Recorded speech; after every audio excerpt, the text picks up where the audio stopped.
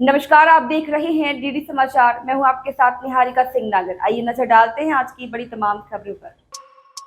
मुख्यमंत्री विष्णुदेव साय सरकार प्रदेश में गौवंश अभयारण्य योजना लाने जा रही है। मुख्यमंत्री विष्णुदेव साय ने अधिकारियों के संदर्भ में कार्य योजना बनाने के आवश्यक निर्देश दिए हैं। राज्य में पशुधन विकास विभाग, पंचायत राजस्व एवं वन विभाग के समन्वय से गौवंश अभयारण्य योजना संचालित की जाएगी। इस योजना से पहले प्रदेश में सियासत शुरू हो गई है। देखिए रिपोर्ट। आपने बधाई दी, किस तरीके से रहेगा सर? जी, मैंने माननीय मुख्यमंत्री जी को इस विषय पर बधाई दी है। बहुत ही अच्छा निर्णय है।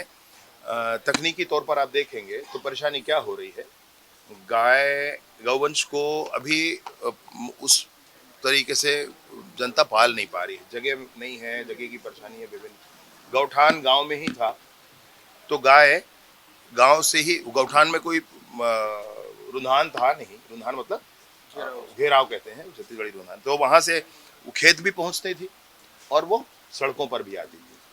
तो सभी का माननीय मुख्यमंत्री जी से मैंने भी आग्रह किया था, माननीय मुख्यमंत्री जी से, कि ऐसा हमको कुछ इसमें आगे बढ़ना चाहिए जिसमें जाकर के आप सड़कों पर गाय न बैठे, उनको ऐसी परेशानी न हो। गायों के लिए एक अलग व्यवस्था होनी चाहिए। तो सड़कों पर बैठी सारी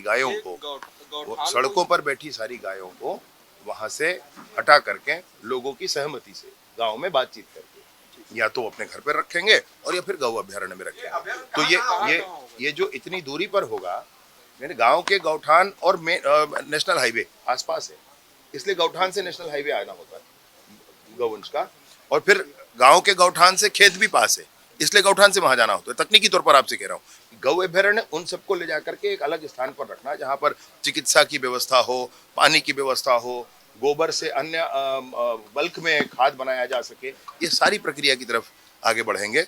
माननीय मुख्यमंत्री जी का इस पे स्पष्ट निर्देश। आज के लिए धन्यवाद भैया, फ्लाइट लेट हो गई। आज के लिए बीजेपी इसके ऊपर सवाल खड़े कर रही है। जो आप लोग क्या ये गौठान को ही योजनाओं में व्यवस्था नहीं हो सकती है। अब याद आ रहा है। मतलब क्या 3 महीने की 4 महीने की सरकार ने काम शुरू किया है, क्या इशू है उसमें?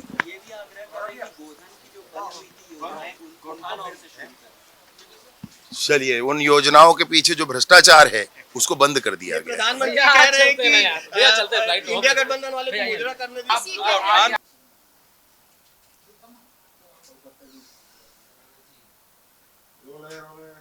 ये गौ अभयारण्य योजना लाने जा रही है, बीजेपी कैसे देख रहे हैं? देखिए, भारतीय जनता पार्टी पहले गौठानों का विरोध करती थी। जब हम लोग गौठान बनाए हुए थे और हमारे जो मवेशी है उनकी सुरक्षा का, उनके खाने पीने का, उनकी सारी जिम्मेदारी गौठान बनाकर हर गांव में किया गया था। अब ये हमारी आलोचना करते थे, आज अब खुद गौ अभयारण्य की बात कर रहे हैं। तो ये दोहरी राजनीति करने का काम भारतीय जनता पार्टी का है। और ये कहाँ रखेंगे इन जानवरों को? वो कहते हैं जंगल में ले जाकर रखेंगे। क्या शहर से 50, 100, 200 किलोमीटर ले जाकर उनको रखने की व्यवस्था होगी? तो इस तरह से जो कर रहे हैं, कुछ अच्छा करे तो समझ में आता है। और भारतीय जनता पार्टी गौ रक्षा की बड़ी बातें करते थे, लेकिन जहाँ पे गौशाला बनाई रहती थी, गौशाला इनके भारतीय जनता पार्टी के लोग चलाते थे, वो मोटे होते जाते थे और गौ माता जो है वो दुबली पतली होकर मर जाया करती थी। लगभग इसी तरह का वो काम करना चाहते हैं, जो उचित नहीं है। कुछ अच्छा ठोस उपाय करे तो समझ में आएगा। इसी पर आरोप, मतलब इसी पर जो आपने कहा कि योजना का वो है, तो इस पर कहे कि इसके पीछे का भ्रष्टाचार हटाने का काम ऐसा बात है। गौठानों का विरोध नहीं करते थे, उनके भ्रष्टाचार का विरोध करते थे, ये कहते हैं। हमारे समय में कहीं गौठानों में इस तरह की कोई बात नहीं होती थी। गौशाला, गौठान चलाने का काम ग्राम पंचायतें किया करती थी और गांव के लोग उसमें हिस्सेदारी किया करते थे। तो वो गांव के हर व्यक्ति को भ्रष्टाचारी कहेंगे, गांव के हर सरपंचों को भ्रष्टाचारी कहेंगे। सरकार उसको चलाती नहीं थी, उनको अनुदान देती थी। हर गौठान को 10,000 रुपया दिए जाने का प्रावधान था, हम लोग देते थे, उसको पंचायत चलाया करती थी और गांव के जो प्रमुख लोग हैं वो लोग चलाया करते थे। तो भाजपा की नज़र में हर सरपंच और हर गांव का हर व्यक्ति भ्रष्टाचारी है, ऐसा उसका कहना है। तो ये गलत बात है।